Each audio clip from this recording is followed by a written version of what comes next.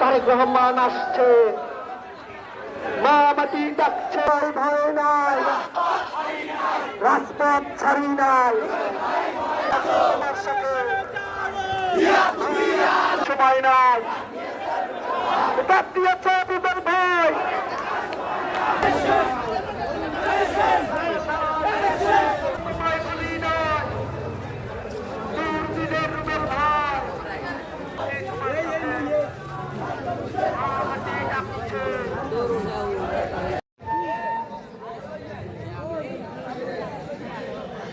পিরোজপুর জেলা ছাত্রদল, জেলা যুবদল একটাই ফরিয়াদ করব, দেশনেত্রী বেগম খালেদা জিয়া তার আমরা রুখে দেবো ইনশাআল্লাহ।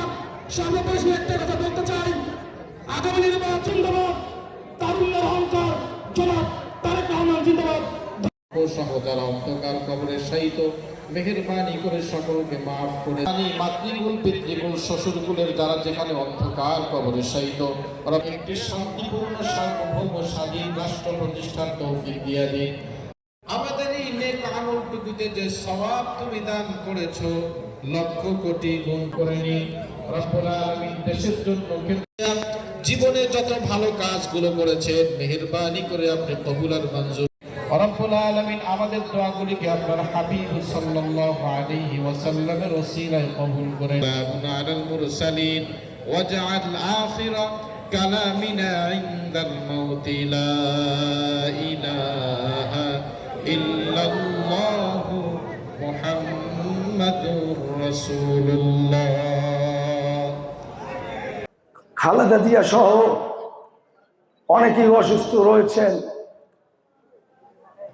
দেশনেত্রী বেগম খালেদা জিয়ার ওই মুখ দেখে নিজের জীবন উৎসর্গ করতে সর্বদা রাজপথে রাজি ছিলাম।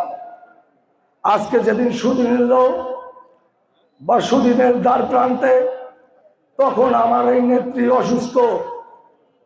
আপনাদের কাছে এবং পিরোজপুরবাসীর কাছে প্রিয় নেত্রীর জন্য দোয়া চাই, যাতে অচিরেই হাতে হাত রেখে তার নেতৃত্বে আগামী জাতীয় সংসদ নির্বাচনে আমরা অংশগ্রহণ করব এবং দেশ নায়ক তারেক রহমান যাকে ধানের শীষের প্রতীক দেবেন তাকে জয় করব।